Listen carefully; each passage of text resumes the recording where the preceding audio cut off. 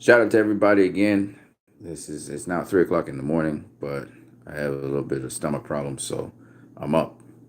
I want to talk to you guys about what Roberto Duran said about Canelo Alvarez, as well as Tevin Farmer and Zab Judah. All of these boxers acknowledge that Canelo is a different kind of guy with skills. Well, Roberto Duran said that he thought that Canelo kind of surpassed Julio Cesar Chavez in this respect. Don't get it twisted. He passed Julio Cesar Chavez in this respect, money wise, but also in terms of weight classes. What a lot of people don't realize is Canelo has done something like what Oscar De La Hoya did. He started off at super lightweight. Then he went to welterweight and spent a lot of his career at welterweight. Then he moved up to super welterweight. Then he moved up to middleweight. Then he fought a fight at super middleweight. Then he came back down to middleweight, fought a fight, and then he jumped all the way up to light heavyweight. And that's six fucking weight classes. Now, Julio Cesar Chavez didn't do that shit. Eric Morales didn't do that shit. And Marco Antonio Barrera didn't do that shit. A lot of people don't understand how good this kid really is. And I decided to make a couple more videos just to bring it to people's attention just how fucking crazy Canelo's career is. Oscar De La Hoya won 6 championships in 6 different weight classes. Canelo didn't do that. He won, in my opinion, only 3 so far. I think he maxes out at light heavyweight. I don't think he should go up to a cruiserweight or to heavyweight. But if the opportunity presents itself and he has the right opponent, I guess he will do it. But the point is that Canelo Alvarez is doing some really rare shit. He's doing some rare shit. And Roberto Duran, he goes on to speak about the weight classes that he actually won championships in. I do not, like most people who are real, what we call boxing fans, who really look at the accolades that a boxer does. Under scrutiny, I do not believe that he won the 168 title. I do not agree with that. I think he has to beat the man of that sanctioning body, which is Callum Smith, if he wants to get that title, or Billy Joe Saunders to get that title, or the other 2 guys, which is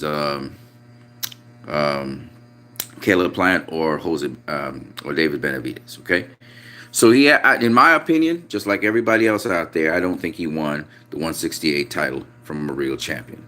And kudos to Rocky Fielding for accomplishing all the things that he accomplished in his career, but I just don't think that Canelo Alvarez actually won a title there. I think the Golden Boy is bullshitting us, and that's just the way I feel about that. Now, not only he said that, but Tevin Farmer also joined in and said, Canelo can do whatever he wants because he's got that skill. Skills play the bills. And I listened to Zab Judah say the same thing, effectively. And these are guys who know fucking boxing. All right? And I noticed that Zab Judah and Tevin Farmer, they ain't got no jealousy for Canelo. No, Tevin Farmer is a zone fighter. Okay? Roberto Duran, he's an OG. He manages fighters, and he also promotes fighters for PBC, DAZN. I think he has some fighters even on ESPN. So, the 3 different platforms that we have right now in boxing in operation. So, I think that Roberto Duran, he don't got nothing to benefit by saying he liked Canelo, and that he thinks Canelo is, the best right now in terms of Mexican fighters. And he said that. Now, what a lot of people don't understand is that when you blindly hate a fighter, blindly hate. Now, you can have reasons to hate a fighter. Like, 68, again, he had reasons for hating Errol Spence. He had reasons for hating Canelo. He had reasons for hating Deontay Wilder. Some of them are fickle. Some of them are... I honestly, from a moral perspective, I agree with him on most of the points that he makes, morally speaking. But from a boxing perspective, which is where I come from, I can't. All right? So I get what he's saying. I agree with what he's saying. And I can see how that makes sense. But from a boxing perspective, you can't agree with that. You just can't. And that's just the way how it is. The sport's been around before and 68 sport has been around. So we can't agree on that. But what I can say is this. I can say that in the sport of boxing, your mindset's totally different to the mindset of a civilian, a person, like Danny Jacobs said, like um, the manager for Battle Jack said, like Shannon Briggs, no, not Shannon Briggs, but Shannon Briggs demonstrated. The mindset is very confrontational, it's very combative, and it doesn't matter if the boxer, in your opinion, is a power puncher or not. You look at Paulie Malignaggi when he has to face a fight against any boxer, and the intensity at which Paulie Malignaggi goes at a boxer, and he'll go for the jugular mentally and, if he can, physically, where he slapped the MMA fighter, where he trash talked and just tried to bury the dude and tried to bury most of his opponents, what he did to Adrian Broner, etc. Shows you that the mentality of a boxer is confrontational, it is violent, especially as you come closer and closer to fight week and you come closer and closer to the day of the fight.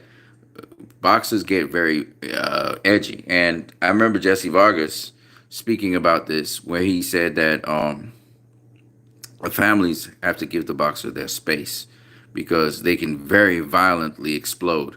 And I thought about Diego Corrales' situation where he kicked his pregnant wife in the stomach. And I think it's because, once again, sometimes you don't have that space. Sometimes the family members, they pull on you. They pull on, the little bit of energy you have. And if you don't have some family member or someone professional taking care of them and their needs, if you haven't put that in place, you can't have that space to really go to war. Because what people don't understand is when you get into that ring, and that's why it's going to take me a little while before I get into a professional ring or an amateur ring, your mindset's totally different. Because you're going to do things to another guy that are not socially acceptable. But this forum has allowed it. You're going in there to assault another human being. You're going in there to kill or be killed. It's a totally different attitude to most sports. There are sports where you can tap out. In boxing, there is no tapping out. There's no salvation. If the referee doesn't stop the fucking fight, if your corner doesn't throw in the towel, you can't turn your back. You have to protect yourself at all times. And even if you do turn your back, you are subject to whatever your opponent wants to do to you. You know, and people say, well, you're quitting and all of that. No, motherfucker. If you live to say that I quit, fine. But you're literally jeopardizing your life if you turn your back on your opponent. You're literally jeopardizing your life. Okay, because you're not seeing the shots coming at you anymore. That's to your body, to your head, to your groin. All things, it's a fight, so anything can happen. You know, the guy could actually trip you over. Anything can happen in a boxing ring. So I think a lot of people don't understand the mentality of fighters and boxers. And if you're someone who appreciates the art of boxing, that's beautiful. But you got to understand, the guys who stay at the top have a very ruthless mindset. How Canelo finished off Kovalev was an example of that. What was interesting was listening to Tevin Farmer when people were saying that, this fight is fixed and so on. Tevin Farmer looked at them like, they obviously don't know shit about boxing. And I've seen all these outrageous claims by different people and even boxers. And I always feel like the boxers know better. So I always think to myself, these guys have an agenda or something. That's why they're doing that. I don't know what is their secret agenda, but they have an agenda. And when a boxer is in the same division as you can't give them props and praise like that. So a lot of boxers out there will not give that praise that the boxer may deserve because they may be potential opponents for the boxer. So I can understand why sometimes some boxers may go into different things that they observe, whatever. But I would say that because some people think it's very unlikely that a fighter would do X, Y, and Z, they sometimes really go in on that fighter. And they find some of the most ridiculous claims. And they say most of the ridiculous things. And I guess it's okay, I guess, for people to say that. But I just don't get it. I don't get why people would say something like that, considering the fight and what was happening in the fight. But it is what it is. So I wanted to do that. And of course, I wanted to include the boxers that actually accomplished something like that. Roy Jones Jr., when he faced John Ruiz, he jumped up directly from light heavyweight and went straight to heavyweight and faced John Ruiz. And he succeeded at beating him. Michael Spinks jumped up straight from light heavyweight to to heavyweight and beat Larry Holmes. I think those two wins by those two guys are the top wins in boxing. And since Larry Holmes was the number one heavyweight in the world, I actually trumped Michael Spinks' win over Larry Holmes over Roy Jones Jr.'s win over John Ruiz. But coming in next was also, there are four of them actually in history that I know about, was the win of, who's the guy that jumped out of those weight classes? I'm trying to remember who it was. Just now it'll come to me. I think Canelo comes fourth on the list. It was a guy that beat the WBA champion. I'm trying to remember who it was. It'll come to me. But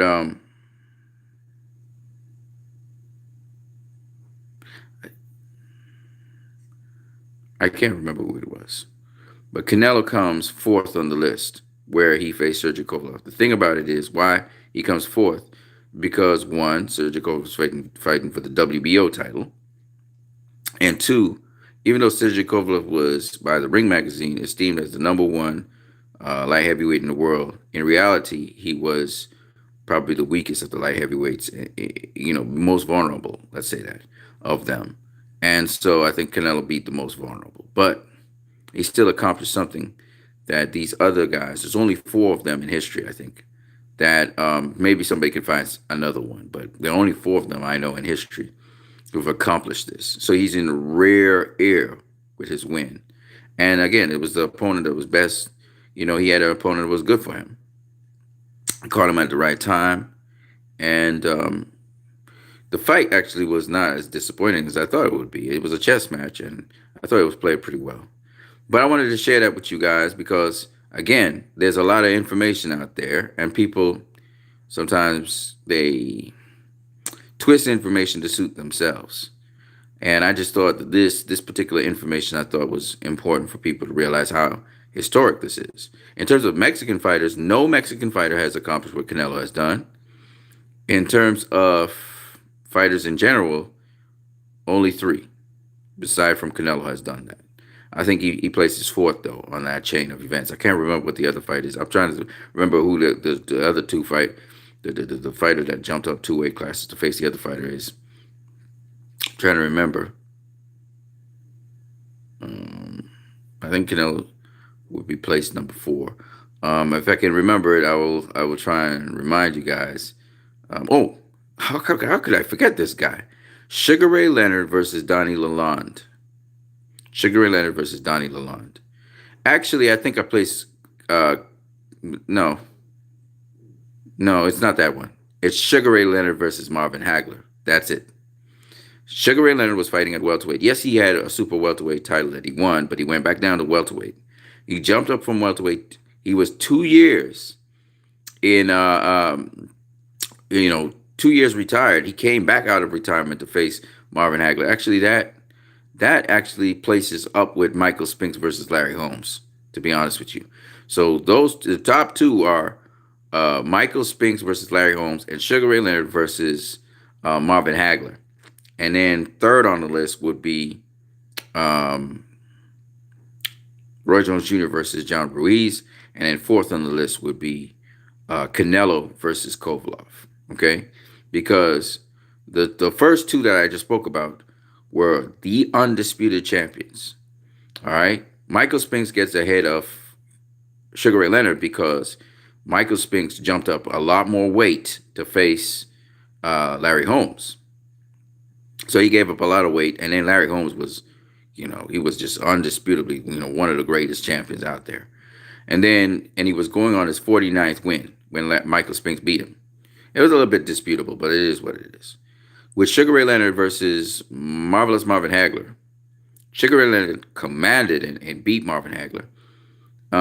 He fought Marvin Hagler in the very last fight of his career, but he totally outclassed Marvin Hagler. Actually, now I think about it, now Leonard had to jump up a certain amount of weight. All right, Leonard was a natural super welterweight by nature, so he was really jumping up one weight class. But still, nonetheless, it was crazy what he did.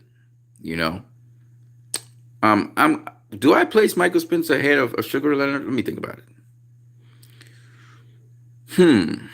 I think Sugar Ray Leonard actually did a greater feat than Michael Spinks, even though there was a weight disparity. I thought his win was much more comprehensive. So I'm going to put Sugar Ray Leonard ahead of Michael Spinks versus Larry Holmes. So I think the number one, and that's why Sugar Ray Leonard is this great boxer, because when you think about it, he did the unthinkable. Marvin Hagler just destroyed John Mugabe. Okay, they were in a firefight. Leonard came with a different style. It just reminds me of something else. Thomas Hearns could have won that fight against Marvin Hagler if he had boxed a lot more smarter, conserved his energy, and actually paced himself. Because the same strategy that Thomas Hearns used, Sugar Ray Leonard used. But you got to keep your composure. That was one that Thomas Hearns wasn't doing. He just went out there to try and blitz him. You have to conserve your energy. Sugar Ray Leonard did the smarter thing where Angelo Dundee said, don't put heat behind your shots. Just touch him. Just touch him here, just touch him there, and keep moving. And that was the way, because when you touch him and you keep moving, you're going to frustrate him. And he's going to be trying to find you, and you're so much quicker than him that you frustrate him. And that's what Sugar Ray Leonard did, and wore down Marvin Hagler, got in his head and all of that. Whereas Thomas Hearns didn't use his brains, didn't use his smarts. He just went straight at Marvin Hagler. Hagler caught up to him because he was landing body punches. He was able to slow down Thomas Hearns when Thomas Hearns was outboxing his ass easy. But Thomas Hearns did two things. He wasted a lot of energy trying to knock out Marvin Hagler in the first round. And in the second round, when he was trying to recoup, he wasn't smartly pivoting around him. He was boxing, but still using a lot of energy so that Marvin Hagler was able to close the gap on him and really land punches. But he should have outboxed Marvin Hagler. He was like light years faster than Marvin Hagler. He was really, and he kept on putting a lot of effort into his punches, where he should have just touched Marvin Hagler, kept his composure, and boxed him. And that's what Leonard did. Also, his conditioning wasn't that great because still Marvin Hagler was able to work to the body, and that's how he broke him down. And even though he messed up Marvin Hagler's face early in the fight, Marvin Hagler was able to catch up with him. Most of his speed and his legs was gone, and he just knocked him out. But if Thomas Hearns had everything to be able to beat Marvin Hagler, and he probably would have had a greater impact on Marvin Hagler down the stretch. But Marvin Hagler is a very well-conditioned middleweight. With John Mugabe, he tried to go toe-to-toe with Marvin Hagler. That didn't work, and he got stopped, right? And Mugabe was coming up from 154, as well as Thomas Hearns. So I'm just saying that, these guys should have known you can't go toe-to-toe with this guy. And that's what Sugar Ray Leonard did. He broke him down, wore him out, burned out Marvin Hagler's energy. And then when the time was right, he started going toe-to-toe to him because Marvin Hagler didn't have that kind of power and snap in his punches anymore. And that's the same thing Canelo did with Sergey Kovalev, except a little bit different. They had to deal with range, so Canelo was kept on pressing Sergey Kovalev to get in range, and he used his defense to basically negate most of Sergey Kovalev's shots. And if you're going to pressure fight a fighter, you need to pressure fight him smart. And Canelo did that. So, at the end of the day, Canelo's still fourth on the list, in my opinion. Sugar Ray Leonard being number one. Michael Spinks being number two. Roy Jones Jr. being number three. And then Canelo Alvarez being number four. And that's no slight, because the accomplishment that Canelo did, even with the flaws in Sergey Kovalev's game, which he did not really show that much the night of the fight, Canelo jumped up 2 weight classes directly to face the champion, the guy who was considered by the Ring Magazine the number one light heavyweight in the world. And when you look at Roy Jones Jr., he did not face the number one heavyweight in the world, but he did face a much more healthier fighter who was a hell of a lot slower than him, though. That's one of the things you'll notice. The guys jumping up in weight generally are quicker than the guys who they face. So they have the speed advantage on them. So I thought, and Michael Spinks had a close fight with Larry Holmes, whereas with the case of Sugar Ray Leonard, it was not really a close fight. People deem it as a close fight, but I scored it and I realized it wasn't that close. Anyways, I wanted to share that with you guys. Shout out to each and every one of you guys that just spent about 20 minutes on this video. Don't forget you can subscribe, share, comment, and donate to my channel via Western Union or MoneyGram. You guys have a good one. Peace.